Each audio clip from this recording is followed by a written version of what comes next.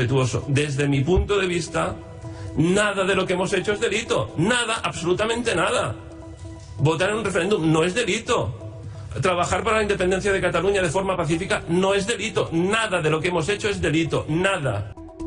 Buenas noches. Mitin político es lo que hoy hemos vivido con la declaración de Oriol Junqueras ante el Tribunal del Supremo. El tono político ha inundado esa sala segunda con escasas referencias a los hechos concretos que se le imputa. Solo faltaba que algunos izasen banderas. De nuevo, el ex vicepresidente se pone el disfraz de víctima al autodenominarse como preso político. Ni hace falta decir que no lo es, porque en ningún momento se le está coartando su libertad de pensamiento. Se le juzga por sus hechos. Junqueras es uno más de los separatistas que han creado división entre los catalanes, que han llevado la tensión a las calles, que ha provocado el adoctrinamiento en las aulas, la ruptura de las familias. Como acusado tiene todo el derecho a decir lo que le venga en gana, incluso a mentir. Pero el Supremo no es lugar para mítines y aunque sea San Valentín, las pasiones políticas mejor fuera. Más noticias en titulares.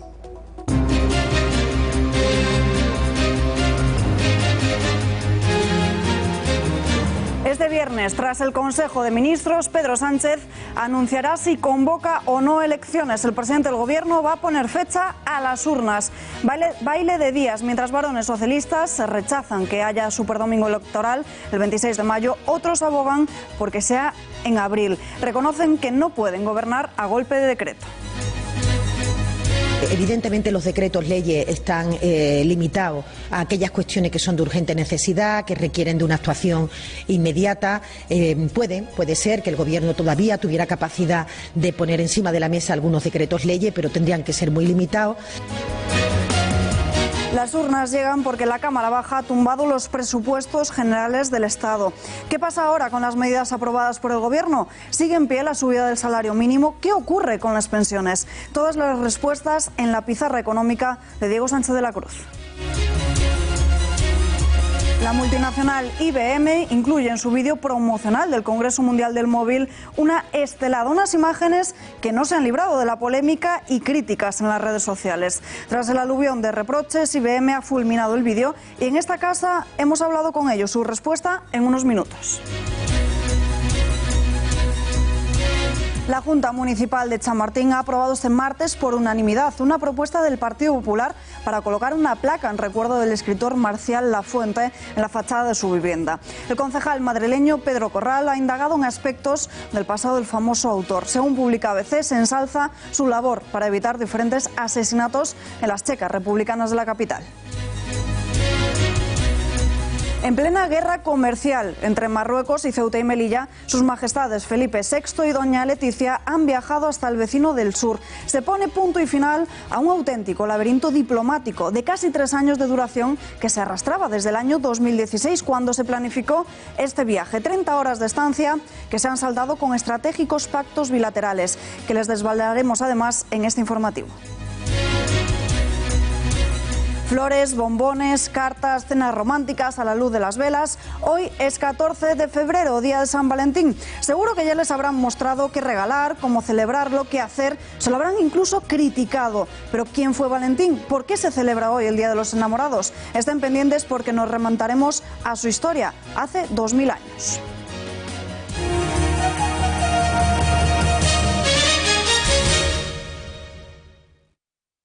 Humilde y respetuoso. Desde mi punto de vista, nada de lo que hemos hecho es delito. Nada, absolutamente nada. Votar en un referéndum no es delito. Trabajar para la independencia de Cataluña de forma pacífica no es delito. Nada de lo que hemos hecho es delito. Nada. Oriol Junqueras daba el pistoletazo de salida a las declaraciones de los acusados. Nueva jornada en el Tribunal Supremo. Parece que el día de San Valentín ha calado hondo en el ex vicepresidente de la Generalitat. Aflorando sus sentimientos, ha reconocido su amor a España. Declaración que más bien se podría calificar de mitin político. Redacción de informativos, Sandra Toro. ¿Qué han dicho Junqueras y Ford? ¿Qué ha sucedido durante esta jornada en el Supremo? Muy buenas noches. Muy buenas noches, Alba. La tercera sesión del juicio a los golpistas ha comenzado a las 10 de la mañana con la intervención del presidente del tribunal, Manuel Marchena, que ha rechazado la traducción simultánea en el caso de que los acusados quisieran declarar en catalán. A continuación ha tomado la palabra Oriol Junqueras, dando inicio así al turno de declaraciones. El exvicepresidente del Ejecutivo Regional de Cataluña se ha presentado como un preso político a quien se persigue por sus ideas y no por sus hechos. Ha afirmado además que nunca se ejerció la violencia en el camino hacia la secesión y ha asegurado que ama a España y a las gentes de España. Vemos la declaración de Junqueras. En muchas ocasiones yo he dicho que amo a España. Me considero un preso político. Que votar no es un delito. En cambio, impedirlo por la fuerza, sí. Impedir por la fuerza que la gente vote, eso sí que es un delito. Actividad política legítima. Legítima. Sustentada en programas electorales legítimos que nadie ha discutido nunca. ¿Qué íbamos a hacer? Pues intentar cumplir con el mandato electoral. Es conocido por todo el mundo, sin excepción, que somos autodeterministas y que estamos a favor de la independencia de nuestro país. Antes que demócratas, somos buenas personas. Nosotros siempre hemos rechazado la violencia, cualquier forma de violencia. Lo hemos hecho siempre. El siguiente en declarar ha sido Joaquín Forn, el exconsejero de Interior, que a diferencia de Junqueras sí ha accedido a responder al fiscal, ha reprochado a la Fiscalía que se han construido relatos que son un poco peliculeros sobre los acontecimientos del 20 de septiembre de 2017 frente a la Consejería de Economía. Además, ha negado que hubiera inactividad por parte de los Mossos para evitar el referéndum ilegal. Esto es lo que ha dicho Forn. No, yo no participo en los operativos, lo he explicado muchas veces. No es función del conseller participar en los operativos. ¿Dio el visto bueno al plan? Di el visto bueno al plan, sí. Voluntad, el compromiso de tirar adelante con el referéndum, pero también soy consciente que puede haber algún requerimiento. Y en este caso le dejé muy claro que yo entendía que los Mossos d'Esquadra tendrían que cumplir las órdenes, a la cual cosa el presidente Puigdemont me dijo que lo entendía, que así sería y que por esto no me preocupara. Pero aquí yo distingo dos cosas importantes. Mi compromiso político, que siempre ha estado de apoyo al referéndum, de apoyo al proyecto de organizar este referéndum y hacer lo posible y que la gente se pudiera expresar, pero también lo diferenciaba muy claramente de mis actividades, de mis competencias como conseller, porque también le he dicho que de la misma manera que políticamente defendía el referéndum, también desde el punto de vista competencial dejaba en manos de los Mossos d'Esquadra el cumplimiento de todas las instrucciones, de todos los autos que fuéramos recibiendo y para dar cumplimiento precisamente a los mandamientos judiciales. Y por último, Alba, recordar que una vez finalizadas las declaraciones de todos los exconsejeros, la Fiscalía quiere interrogar al expresidente de la ANC, Jordi Sánchez, y al presidente de Òmnium, Jordi Cuixart. Gracias, Sandra, y muy buenas noches. Intentando rebatir la acusación de rebelión, ya hemos visto cómo Oriol Junqueras negaba haber avalado la violencia. Mejor juzguen ustedes mismos si lo que se ha vivido en Cataluña es o no es violento. ¿Quién se atrevió a decir que en Cataluña no hay crispación, que no hay violencia? No hace falta irse muy lejos para hacer una pequeña recopilación y demostrar la violencia y enfrentamientos que hay. ¿Recuerdan las concentraciones frente a la Consejería de Economía en Barcelona? Septiembre de 2017. De pacíficas no tenían nada. Nosotros estuvimos allí. Miradas intimidatorias, empujones, agresiones, botellazos e insultos son solo algunas de las cosas que tuvimos que sufrir también los periodistas. El acoso a los agentes comenzó cuando atacaron sus coches, se los abollaron, cristales rotos, ruedas pinchadas o repletos de pegatinas como estos. Así se los encontraron los policías. Pero los actos vandálicos no se quedaron ahí. Nos han pedido en el Hotel Villa en Calella que nos marchemos. Se han portado con nosotros maravillosamente, pero al final no han tenido más remedio que ceder. Vergonzosas imágenes en Pons, Lérida, donde los vecinos del pueblo les echaron de las calles. También les recibieron con insultos en un camping de Gerona. Lo que tengáis que pasar, pasar. El resto que todo... ¿Hay derecho a esto? Los políticos constitucionalistas también han recibido lo suyo de los de Arran. El diputado del PP en el Parlamento, Xavier García Albiol, ha sufrido en numerosas ocasiones acoso por parte de los más radicales, hasta en la propia puerta de su casa. La última, este fin de semana con su familia. Sobre todo cuando vas con un niño niño o una niña, en este caso, de 11 años y que empiecen a chillar y a insultar como locos. Los ataques a Vox tampoco cesan en Segovia, Zaragoza o, por supuesto, Cataluña. Tampoco cesan a los diputados de Ciudadanos. Si hablamos de violencia acreditada, estos son casos concretos. Las juventudes de la CUP, los radicales de Arran, han dejado muchas huellas en los últimos meses en este sentido desde septiembre de 2017. Y Vox ha criticado la actitud de Junqueras, despreciando al Tribunal del Supremo. Después de la decisión de Marchena de impedir preguntas a la acusación popular, han asegurado que se está politizando el juicio en vez de llevarlo al terreno penal. Hemos podido escuchar en la sala el mayor desprecio hasta este tribunal por parte del señor Junqueras, diciendo que nos encontramos ante un juicio político, que se les persigue por sus ideas y que son presos políticos. Nada de ello es así, es de una mezquindad absolutamente inaceptable.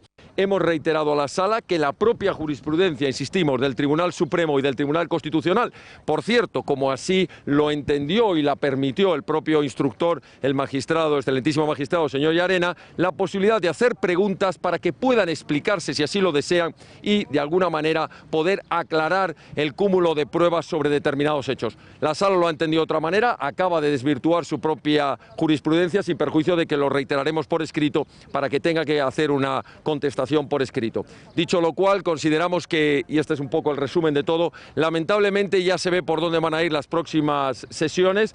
Se está pretendiendo hacer declaración política, se está pretendiendo convertir esto en un juicio político. Lo que de esta acusación popular corresponda, haremos derecho y exigiremos responsabilidades estrictamente en el ámbito penal. Después de un segundo día más tranquilo, movilización en los alrededores del Alto Tribunal. Los separatistas querían mostrar su apoyo a los golpistas. Nos cuenta este despliegue independentista Patricia Tenorio. Tercera jornada de juicio, día de mucha más expectación porque por fin se sienta uno de los 12 acusados en el banquillo para responder a las preguntas. Se trata de Oriol Junqueras, el ex vicepresidente de la Generalitat, pero lo hará en castellano, lo hará en catalán, contestará todas las preguntas. Al menos hasta aquí, hasta las puertas del Tribunal Supremo, han venido multitud de compañeros independentistas para apoyarle. 9 menos cuarto de la mañana y los políticos independentistas nos citan en un parque cercano al Supremo. Han decidido juntarse para apoyar a Oriol Junqueras en su declaración. Entre familiares y amigos hemos visto a Joan Tardá, Roger Torrent y Gabriel Rufián. Pues que Vox pide en total 700 años de cárcel a todos nuestros compañeros. Yo creo que tú puedes estar muy en contra de lo que pasó en Cataluña, puedes estar muy en contra de un referéndum, puedes estar muy en contra del independentismo, puedes tener un banderón de España de 2x2 en el balcón y que te suene fatal, que le pidan 700 años de cárcel a gente que lo único que hizo es que su gente votara, ¿no? Un referéndum. Es una auténtica barbaridad. Pero no solo ellos han querido estar en un día como hoy. Poder escoltar la seva versió, la seva defensa, refermar-se amb la defensa dels drets i de les llibertats, crec que serà avui un dia important, ho seran totes aquestes declaracions i de fet serà una finestra de veritat i de certesa amb un judici que és una farsa i una vergonya. Los políticos deben de acabar las tentaciones de juzgar y de hacer de jueces, de fiscales, y los fiscales deben volver a la norma y aplicar también el sentido común, que no iría mal. Terminada la declaración de Junqueras, turno de Joaquim Forn, el segundo de los 12 acusados en hablar ante el Supremo. Los argumentos de Forn y Junqueras ponen muy claramente en evidencia que nada de aquello que el gobierno de Cataluña hizo durante los meses de septiembre y octubre del año 2017 puede ser susceptible de ser considerado ni como rebelión ni como sedición. Una sesión que se suspende hoy y hasta el próximo martes. Después de los reproches lanzados por Oriol Junqueras a Carles Puigdemont, hoy el que fue presidente de la Generalitat y que también debería estar sentado en ese banquillo, ha querido enviar un mensaje de ánimo al republicano. Adelante, Quim Forn. No han doblegado ni tu firmeza ni tu bonomía y no apagarán tu razón. Mucha fuerza. Ayer con los fiscales asistimos a un discurso de represión y democraticida. Hoy con Junqueras asistimos a un discurso de grandeza política que deja en evidencia las premisas de los represores. Les guste o no, el mundo habla y caerán las máscaras, como hoy ha hecho Oriol. y para que luego digan que no hay adoctrinamiento en las aulas catalanas. Como forma de protesta al proceso judicial a los golpistas, los docentes de un instituto de Barcelona paran las clases y ordenan a los alumnos bajar al patio con esteladas. Son profesores del centro público de Lliçà d'Amunt que obligaron a sus alumnos durante la mañana de ayer, coincidiendo con el inicio de las sesiones del juicio del 1 de octubre, a bajar al patio unos minutos y abandonar las aulas para poder secundar ellos una protesta, dicen, solidaria con los procesados. Así lo han denunciado al diario ABC dos madres de este instituto, cuyos hijos tuvieron que estar alrededor de unos 15 minutos en el patio sin clase. Primera jornada de declaraciones de los acusados y la nota de color la ha puesto, ya lo saben, la figura del traductor. Es normal reclamar esa traducción catalán-castellano que pedían los separatistas catalanes. Editorial con Rosa Cuevas Mons.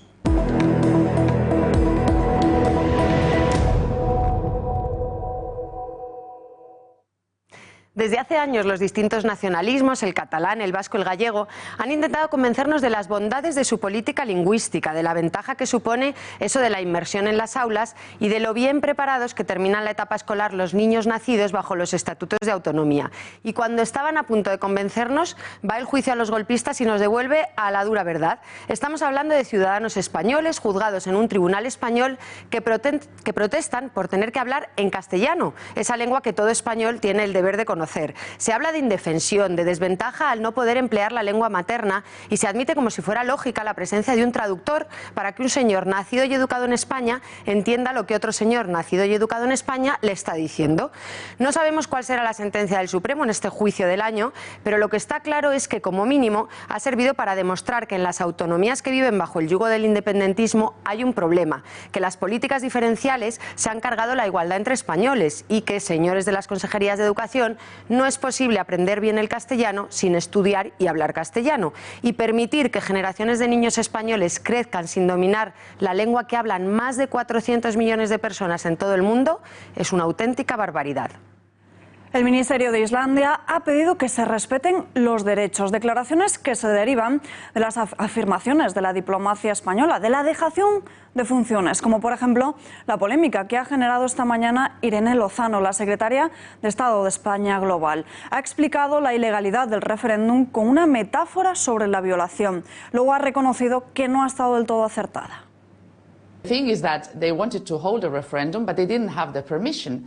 So I normally use this metaphor of sex. I mean, sex is not forbidden, like voting is not forbidden, but you cannot do it forcefully. You have to have the permission to do it, otherwise it's rape.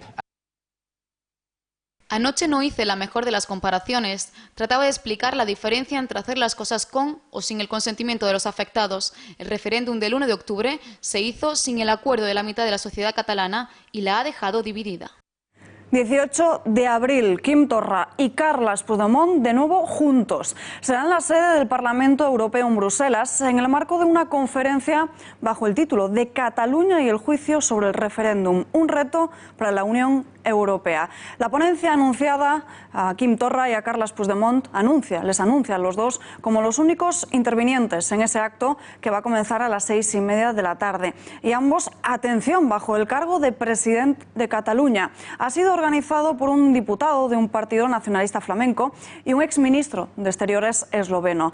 Ambos miembros de la Plataforma para el Diálogo Unión Europea-Cataluña. Un acto más de provocación al que Partido Popular, Ciudadanos y Partido Socialista han plantado cara. Los tres partidos han remitido ya una carta al presidente del Parlamento Europeo, Antonio Tajani, pidiéndole que vete la conferencia y la entrada de Puigdemont en la sede de la Cámara. El miércoles pasado ya lo hizo el eurodiputado Enrique Calvet.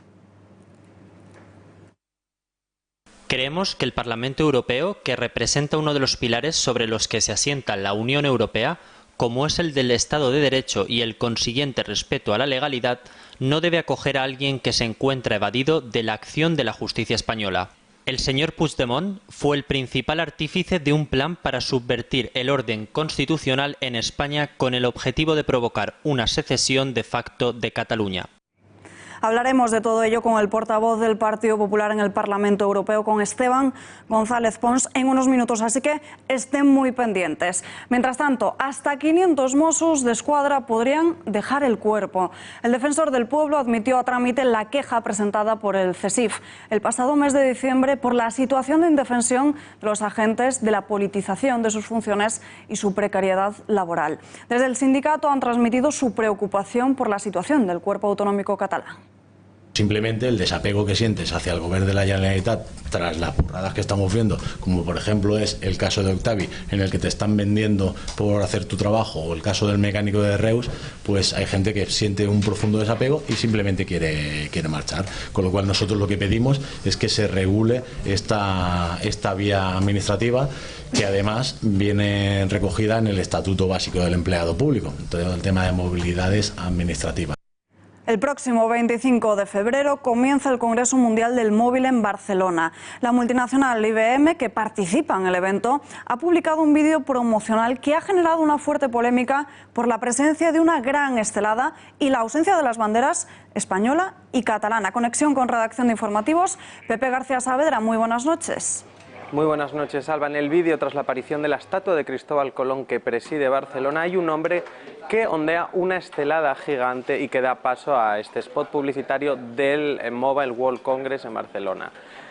Como decías, ha causado un gran revuelo, sobre todo en redes sociales, que incluso muchos usuarios han llamado a hacer un boicot a IBM. La marca ha reaccionado de inmediato y ha borrado este vídeo y ha colgado uno nuevo sin rastro de la estelada. Intereconomía se ha puesto en contacto con IBM para conocer su reacción y el porqué de colgar un vídeo con una estelada, más aún sabiendo que recientemente el promotor de este evento indicó que Barcelona estuvo a punto de quedarse fuera de la celebración, de la organización del evento, por culpa del procés.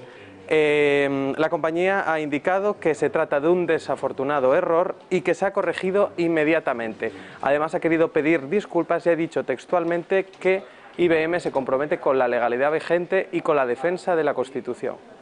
Gracias, Pepe, y muy buenas noches. Despliegue de miembros del Gobierno en los medios de comunicación.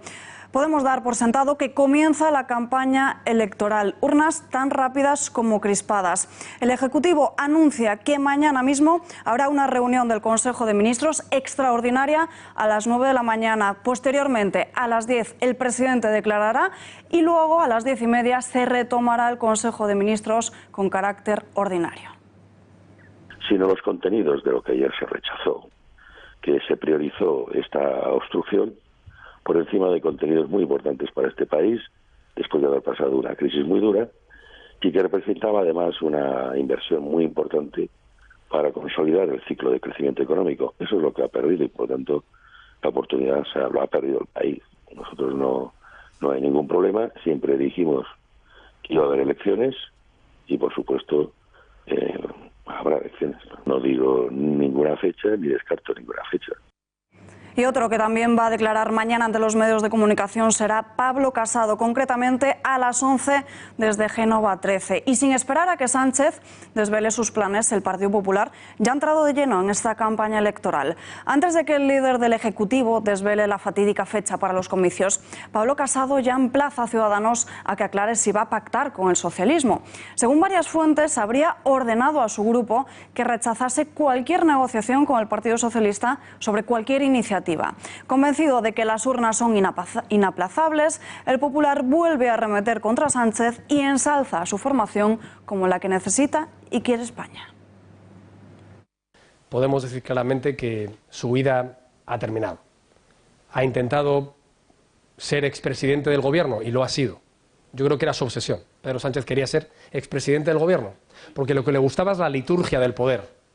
Lo que le gustaba era el avión y el helicóptero y las cumbres internacionales y los palacios y las recepciones y las residencias de verano. Lo que le gustaba era sencillamente aquello que al Partido Popular es lo que menos le gusta. Las elecciones son el desenlace esperado de la debilidad del gobierno de Pedro Sánchez con 84 diputados y sobre todo de aquellos que le han aupado a la Moncloa. Ahora le han dejado tirados con sus presupuestos. No son otros que los separatistas descontentos, a los que muchos califican de irresponsables, mientras que otros reafirman lo que vienen diciendo desde hace meses, que esta legislatura es un desastre. Bueno, pues que se pone fin a una legislatura que ha sido un desastre, es el peor mandato de la democracia en España, 8 meses de despropósito y una situación de desgobierno. Entonces yo creo que hacen falta elecciones y abrir una etapa nueva, y una etapa que espero que sea de estabilidad, de seriedad, de ocuparse de las cosas de verdad. En fin, y en ese sentido quiero decir que yo tengo ilusión con que haya elecciones, que ya era hora, y que se acabe por tanto este mandato que ha sido un desastre. Yo solamente entiendo la manera de hacer política basada en un principio que es el del realismo, intentando ofrecer soluciones, buscando, adivinando soluciones para todos los problemas. No siempre se puede. Bueno, no ha estado tampoco en manos más que de quienes ayer no han propiciado los presupuestos generales del Estado, y en ese sentido pues cada uno sabrá cuál es el ámbito de posibles soluciones que se puedan plantear para todas las cuestiones que están sobre la mesa. Pablo Casado, Albert Rivera y Santiago Abascal, la derecha trifálica, la derecha de los tres penes. Así lo ha calificado la ministra de Justicia, Dolores Delgado, a estos tres partidos. Ha sido en una entrevista a la cadena SER y ha sido tan inaudito que hasta la conductora del programa, Pepa Bueno, ha preguntado a la ministra si de verdad había dicho lo que había dicho o quería en realidad decir tricéfala o tricefálica. La ministra reafirmaba sus palabras y ponía el sexo masculino como rasgo distintivo de tres políticos. Comentario desafortunado, quizás dirigido a acaparar titulares, sí, pero que en realidad define a quien lo protagoniza. ¿Se refiere a la nueva derecha como la derecha trifálica? Bueno, hay mucha... señora, bueno, hay mucha testosterona, había el otro día en esa fotografía de la Plaza de Colón, y bueno, y hemos distendido un poco la conversación. O sea, que confirma que era lo que quería decir. Confirmo, pero en los términos que le he dicho, un poco de extensión. Si Pedro Sánchez estuviese decidido a continuar en el poder, ya sabemos que a él le gustaría, tendría que hacerlo a golpe de decreto. La ministra de Hacienda admite que es un tanto complicado hacerlo de este modo. Ha sido Montero el primer miembro del gobierno en confirmar que habrá urnas este año, y lo ha hecho repitiendo lo que será el mantra del Partido Socialista de aquí hasta el día de elecciones: separatistas y derecha tumbando los presupuestos, yendo juntos. El viernes comunicará en el Consejo de Ministros su decisión, le corresponde solamente a él, por tanto, él nos comunicará aquello que haya decidido. Evidentemente, los decretos leyes están limitados a aquellas cuestiones que son de urgente necesidad, que requieren de una actuación inmediata. Puede ser que el Gobierno todavía tuviera capacidad de poner encima de la mesa algunos decretos leyes, pero tendrían que ser muy limitados. Varones del Partido Socialista llevaban varios días revolviéndose contra Pedro Sánchez por sus cesiones al separatismo y por su mala gestión al frente del gobierno. Ahora, en Corrillos y también ante las cámaras, aplauden la decisión de elecciones. Emiliano García Paje, uno de los pesos pesados del socialismo y que ha sido de los más críticos contra el sanchismo, le ha aconsejado que una retirada a tiempo puede ser una victoria. Lo lamento por el que se le haya acabado la coartada y el argumento contra el gobierno. Pero es evidente que frente a los que pensaban que el gobierno, este o cualquier otro, se define por agarrarse al poder al precio que fuera, yo celebro sinceramente que pueda haber elecciones, si es posible, y celebro también la fecha en finales de abril, que lo pueda haber para que hablen los españoles claramente. Tiempo ahora de la pizarra económica de Diego Sánchez de la Cruz. Diego, muy buenas noches. Buenas noches, ¿qué tal? Hablábamos justo ahora de esas elecciones en el horizonte, un escenario que se abre tras lo que ha producido con los presupuestos generales del Estado en el Congreso de los Diputados, que los ha tumbado. Pero, ¿qué va a pasar ahora? Bueno, efectivamente, al final hablamos de política y hablamos de economía, una muy relacionada con la otra, y esta semana lo hemos podido ver de la forma más clara. Porque efectivamente se caen los presupuestos y se cae la legislatura, no hay más. Esta es la situación en la que ha quedado ahora mismo el gobierno, y también la tramitación de esos presupuestos que finalmente no van a salir adelante. Lo vamos a ver a continuación, porque lo primero que tenemos que entender es, como bien estábamos comentando, qué supone el no en términos económicos. Atención a la primera de estas claves: no va a aumentar la inversión en Cataluña. Ya se dijo que estos presupuestos tenían dentro un caramelo para el separatismo, para intentar atraer a los nacionalistas, y aunque efectivamente la inversión subía en distintos territorios, el caso de Cataluña era el más pronunciado. Al decirle no a los presupuestos, también es cierto que se han disparado al pie en ese sentido, porque esas inversiones no las van a conseguir, aunque también seamos justos, estas inversiones también despertaron precisamente las críticas de varones socialistas como Emiliano García Paje. En segundo lugar, los impuestos, el impuesto de sociedades, para ser más precisos. Como ustedes saben, está en el 25% en España, pero se querían incluir distintas reglas para que hubiese otro tipo en las pequeñas y medianas empresas, para que hubiese un suelo mínimo de tributación, de manera que si una empresa tenía pérdidas, igualmente tenía que tributar un 15%. Bueno, todo esto ha cambiado porque con el no a los presupuestos se queda el impuesto de sociedades en el 25%, ese plan se cayó por completo. En tercer lugar, tampoco sube el diésel. Yo no sé si ustedes tienen una empresa, por lo tanto no sé si les afecta lo anterior, pero seguro que tienen coche, y si tienen coche, la parte del diésel ya saben que iba a enfrentar una subida muy importante a raíz de la equiparación entre el diésel y la gasolina. Pues bien, ese impuesto, como ya existe, no había que tramitarlo aparte. Iba dentro de los presupuestos generales del Estado su aumento, y con el no a los presupuestos va también el no a ese impuesto al diésel, que de momento se queda guardado en el cajón. Eso es un alivio para los conductores. Y luego el IRPF. ¿Qué va a pasar con las rentas altas? Bueno, que se van a quedar como estaban. El gobierno de Pedro Sánchez quería subir el tipo aplicado a quienes ganan más de 130.000 euros o a quienes ganan más de 300.000 euros. Iba a haber dos nuevos escalones. Como no han aprobado estos presupuestos, todos esos planes se quedan de momento en un cajón. Pasa a mejor vida el plan y el borrador de presupuestos que habían presentado Pablo Iglesias y Pedro Sánchez hace algunos meses. Y otros aspectos, Diego, que preocupan mucho a la sociedad española. ¿Qué pasa con esas medidas anunciadas por el Gobierno? Hablamos, por ejemplo, de las pensiones o de la subida del salario mínimo. Sí, bueno, es que depende mucho, ¿no?, de cómo miremos el calendario. Hay cosas que ya se han tramitado, cosas que no se han tramitado. Vamos a empezar por aquello que sí que está en pie, que no hay manera ya de que esto se tire para atrás. Si nos gusta como si no, esto ya existe, ya está en funcionamiento. Punto 1. La tasa digital no se va a aplicar ya, pero sí se está tramitando. ¿Por qué?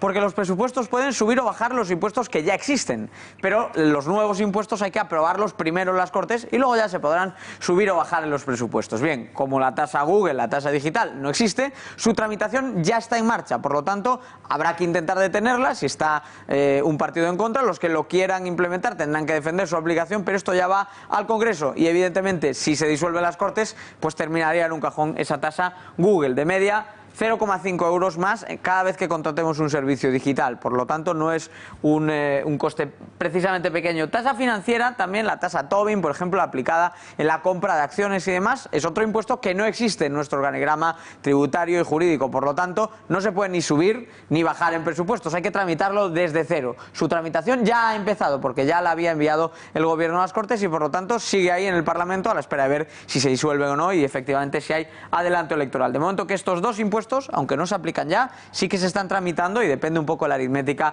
parlamentaria. Eso sí, subida de las pensiones, si ustedes reciben una prestación por jubilación, ya deberían haberlo notado, un aumento de 1,6% en las pensiones ya del pasado mes de enero y a partir de ahora de todas las del resto del año. Además, la subida será un poquito mayor para las pensiones mínimas. Revisen efectivamente su prestación porque ya tiene que estar eso en vigor. Y el salario mínimo está generando mucha polémica. Ha subido un 22% a 900 euros, pero claro, el número de despidos producidos el 1 de enero, en cuanto entró en vigor, llegó a 600.000. Es decir, la subida efectivamente está en vigor, pero hay miedo a que genere paro y en términos anuales se teme que esto puede suponer entre 100 y 150.000 empleos más, sobre todo afectando a jóvenes o a mayores con menos cualificación. Y por último, salario de los funcionarios también. Si ustedes trabajan para la administración, revisen esa nómina de enero, porque ya debería tener un aumento de 2,25 puntos porcentuales. ¿Os gusta o no? Eso ya entró en vigor en enero y el no a los presupuestos no lo cambia.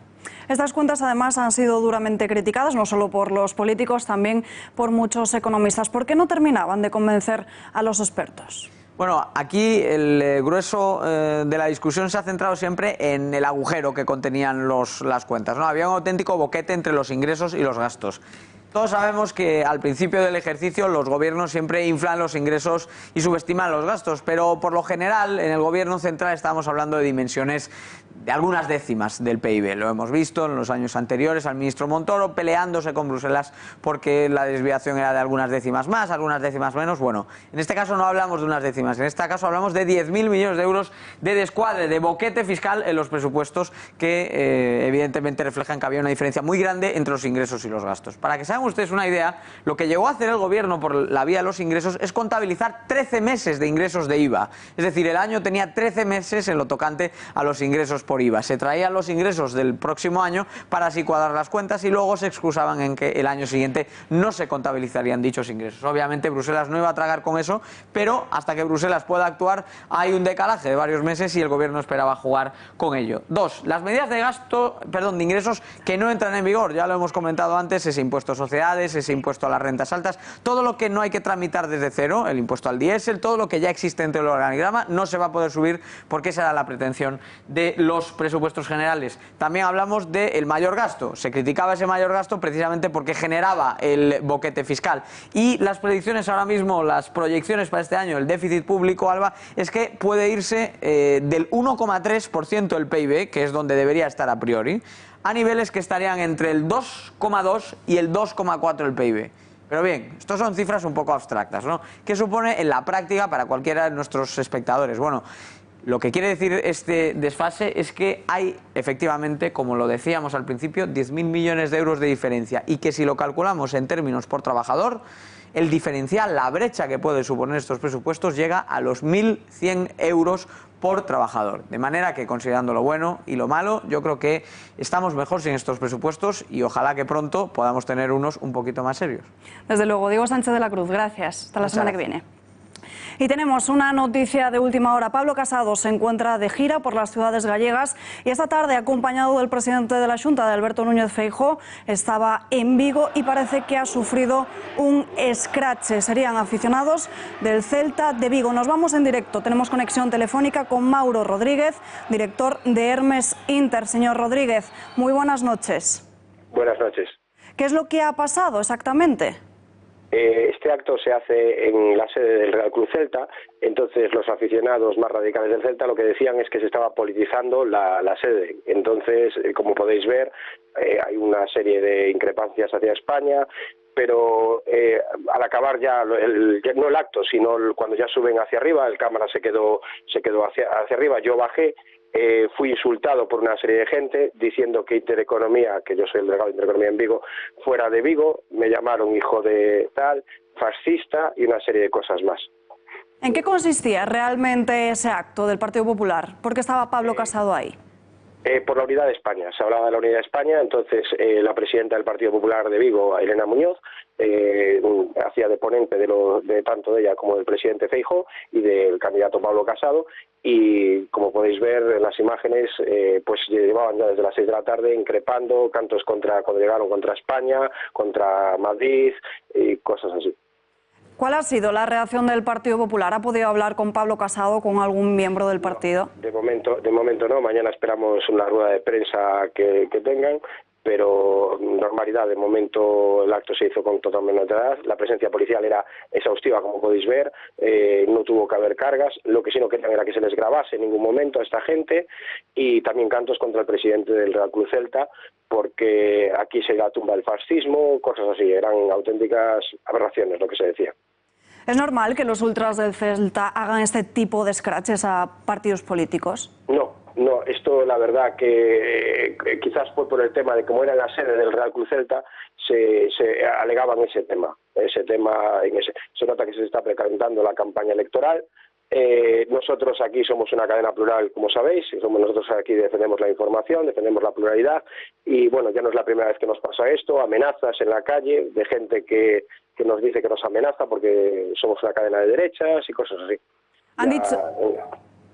Ya no solo ha sido hoy, ha sido en otra ocasión ya nos ha pasado. Señor Rodríguez, ¿han dicho algo desde el Ceuta? ¿Se desvinculan de estas agresiones? No, bueno, agresiones no ha habido ninguna en este caso. Agresiones no ha habido ninguna. De hecho, yo creo que no ha sido ninguno de los aficionados esos del Celta, sino ha sido una persona, porque ya se habían casi disuelto, posterior, pero ya te puedo decir, fuera Intereconomía, la frase fue fuera Intereconomía de Vigo, fascistas. Hay que decirle que aquí se le está pagando el sueldo a varias personas y esa gente que se quedará en el paro, ¿le van a dar ellos trabajo? Creo que Intereconomía aquí está haciendo una labor muy buena y eso parece que levantan pollas, sobre todo la gente de izquierdas. Aunque aquí acude todo el mundo al plató de Hermes Inter, como podéis ver, ha acudido el portavoz de Marea de Vigo, el portavoz del Bloque Nacionalista Gallego, de Compromiso por Galicia, de Ciudadanos. Lo único que no acude es el del Partido Socialista, el alcalde de Vigo, pero el resto de las fuerzas políticas acuden. Pues Mauro Rodríguez, muchísimas gracias por esta última hora. Muy buenas noches. Un placer. En plena guerra comercial entre Marruecos y Ceuta y Melilla, este miércoles, sus majestades Felipe VI y doña Leticia han viajado hasta el vecino del sur en una visita de Estado. 5 años hace que los reyes no visitaban Marruecos. La última vez fue en 2014, un viaje que se ha aplazado en multitud de ocasiones y que ha durado menos de 30 horas. El monarca español ha ido acompañado de 5 ministros, que han conseguido firmar 11 acuerdos para mejorar las relaciones entre ambos países. Uno de los más importantes es la lucha contra la delincuencia y criminalidad organizada, para detectar el terrorismo islamista. Aunque las relaciones comerciales con Rabat no pasan por su mejor momento, se van a fomentar los flujos de comercio y pasajeros en el estrecho de Gibraltar, además de facilitar la colaboración entre las líneas aéreas de Iberia y Royal Air Maroc. En materia de energía, se desarrollará una tercera interconexión eléctrica entre ambos países. Recordar que entre el 5 y el 15% del consumo eléctrico en Marruecos procede de España.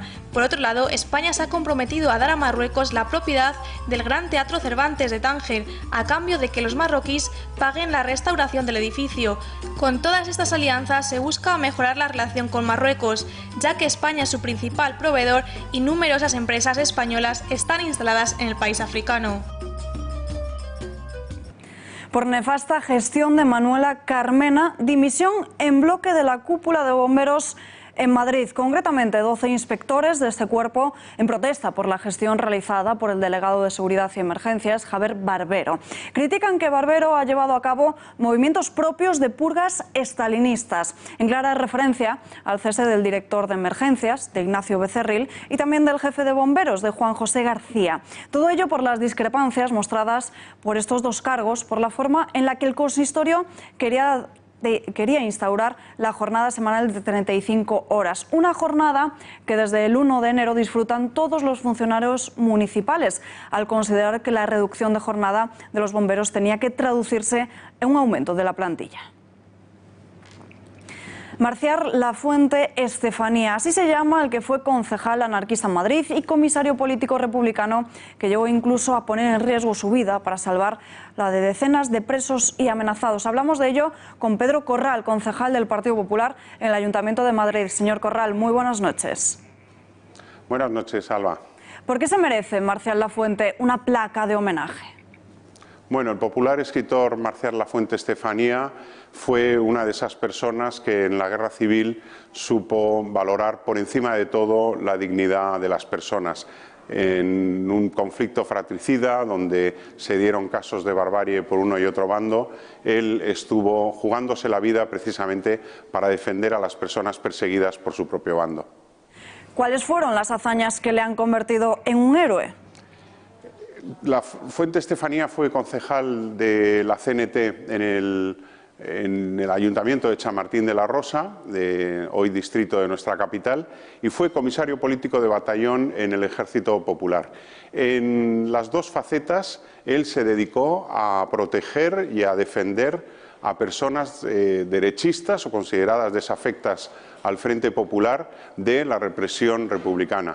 Verdaderamente se jugó la vida y hay testimonios en la causa que luego le abren los franquistas por haber sido del bando republicano, de que él estuvo defendiendo y salvando a decenas de personas.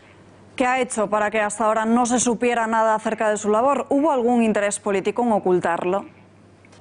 Bueno, Marcial Lafuente Estefanía contó poco de la guerra, como muchos de los veteranos que la vivieron. Él realmente yo creo que se sentía del bando perdedor y nunca, se jactó de lo que había hecho en la guerra civil, ¿no? Pero verdaderamente cuando uno descubre esa historia oculta, pues se da cuenta de que verdaderamente fue un héroe y que hizo una labor humanitaria impresionante. Y por eso desde el Grupo Popular en el Ayuntamiento de Madrid hemos promovido el reconocimiento a este genial escritor. Usted, como amante de la historia, ha indagado en archivos de la Guerra Civil, además de Marcial Lafuente. ¿Qué otros actos bondadosos o históricos recuerda? Bueno, por supuesto el de Melchor Rodríguez, director general de prisiones, también de la CNT, como Lafuente Estefanía, que fue el que paró las matanzas en Paracuellos y las sacas de presos de las cárceles de Madrid. Por supuesto, Félix Slayer, cónsul noruego, que utilizó la Embajada de Noruega en la calle José Abascal, en el número 27 y luego ampliado al número 25, como refugio para todas las personas perseguidas por el terror frente populista. Su partido en Andalucía aboga por la ley de la concordia. Sabemos que es una pregunta un tanto difícil, pero denos una receta rápida para construir esa ley de concordia en lugar de la que genera división, de memoria histórica. Bueno, una ley de concordia, sobre todas las cosas, tiene que hacer un reconocimiento a todas las víctimas de la guerra civil sin exclusión. Y precisamente la Ley de Memoria Democrática de Andalucía lo que hace es reconocer solo a unas víctimas, a las que sufrieron la represión del bando franquista. Esto es inaceptable. Nuestra democracia debe reconocer a las víctimas de un bando y de otro. Si no, estaríamos haciendo lo que hizo el franquismo durante 40 años, reconocer a unas víctimas y olvidar a otras. Yo creo que ese es el primer paso. Siempre el reconocimiento y la reparación a todas las víctimas sin exclusión. Pedro Corral, gracias por atender a las cámaras de este informativo. Muy buenas noches. A vosotros, Alba. Muchísimas gracias. Se lo contábamos antes, Partido Popular, Ciudadanos y Partido Socialista envían un escrito a Antonio Tajani para que evite la conferencia de Carles Puigdemont junto a Quim Torra en el Parlamento Europeo. Una conferencia bajo el título de Cataluña y el juicio sobre el referéndum. Hablamos de todo ello con el portavoz del Partido Popular en el Parlamento Europeo, Esteban González Pons. Tenemos conexión telefónica con él. Señor González Pons, muy buenas noches. Muy buenas noches, Alba. ¿Les han dado ya algún tipo de respuesta desde el Parlamento Europeo?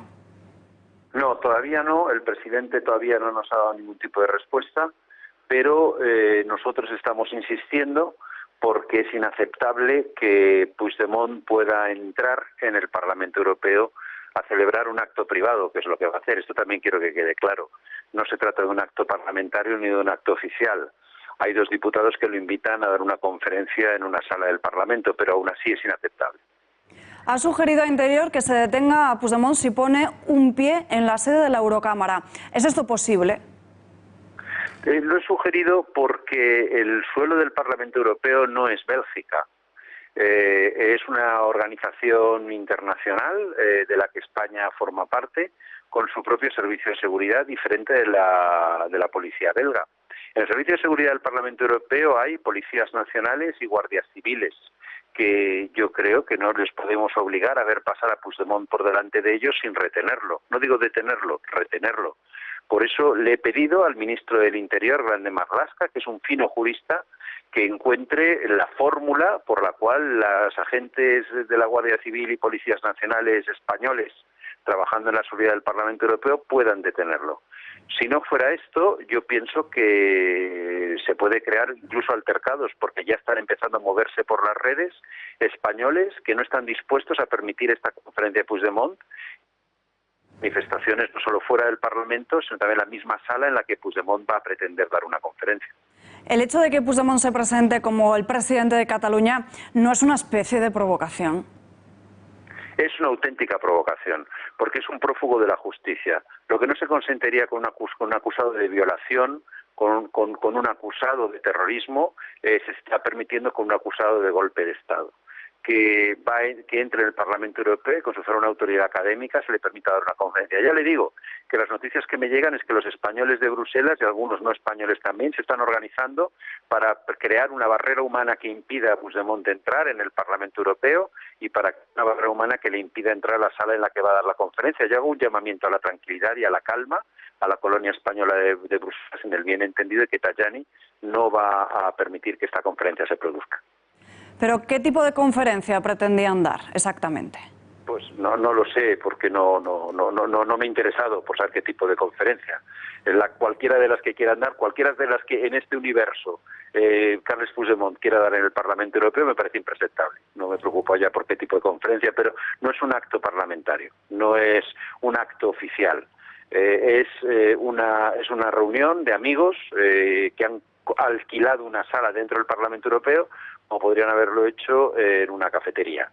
Esto es. ¿Cómo se está viendo entre los parlamentarios europeos el juicio a los golpistas que está sucediendo estos días en España? Con toda naturalidad, con absoluta naturalidad. España se defiende de sus golpistas como Francia se defiende de sus chalecos amarillos. Son ambos casos, son representación de un nacionalpopulismo que ha resurgido en Europa, del que no sabíamos nada desde 1945 y que está haciendo mucho daño. Y con total naturalidad lo que se ve en Europa es que España, a través de sus jueces y su justicia ordinaria, se defiende de los intentos de golpe de Estado o de ruptura del país. Hoy mismo ha habido en el Parlamento Europeo una votación porque Esquerra Republicana de Cataluña pretendía que el Parlamento Europeo condenara la supuesta violencia policial del 1 de octubre y han perdido la votación. Hemos tenido más de casi 500 votos a favor de que el 1 de octubre lo que hubo fue un intento de golpe de Estado. O sea que el Parlamento Europeo con total normalidad, como en cualquier parte. Pues Esteban González Pons, muchísimas gracias por atender a nuestra llamada. Muy buenas noches. Gracias a usted. Buenas noches. Temblor laboral en Airbus. Va a dejar de fabricar en 2021 el avión comercial más grande del mundo, el A380.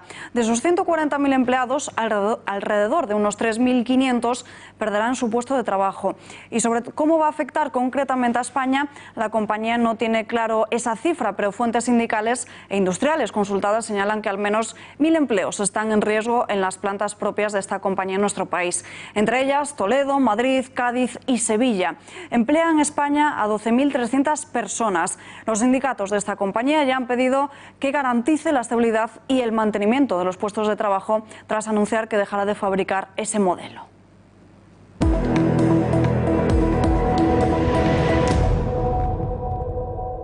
En Venezuela, Nicolás Maduro sigue intentando evitar que entre la ayuda humanitaria en el país.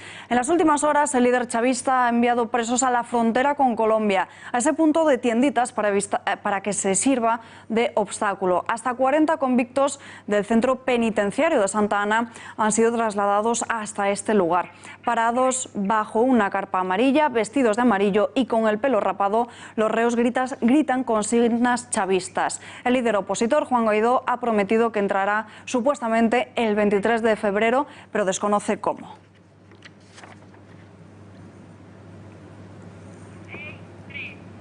Y no queremos despedirnos sin antes recordarles que hoy, 14 de febrero, es San Valentín, día en el que celebramos el amor romántico, rechazando el rodillo feminista que intenta imponer cómo debemos pasar este día. Es una jornada sin duda emotiva. La historia se remonta a Roma. Cuenta la leyenda que durante el año 270 después de Cristo, el gran imperio perdía constantemente batallas contra sus rivales. El emperador de entonces, Claudio III, consideró que los hombres casados rendían menos en los combates por estar emocionalmente ligados a sus familias y por ello decidió ordenar prohibir el matrimonio. Pero un obispo cristiano llamado Valentín estaba disconforme con esta medida y comenzó secretamente a unir en matrimonio sagrado a las parejas de jóvenes enamorados que acudían a él. El emperador se enteró y lo condenó a muerte. Murió precisamente un 14 de febrero.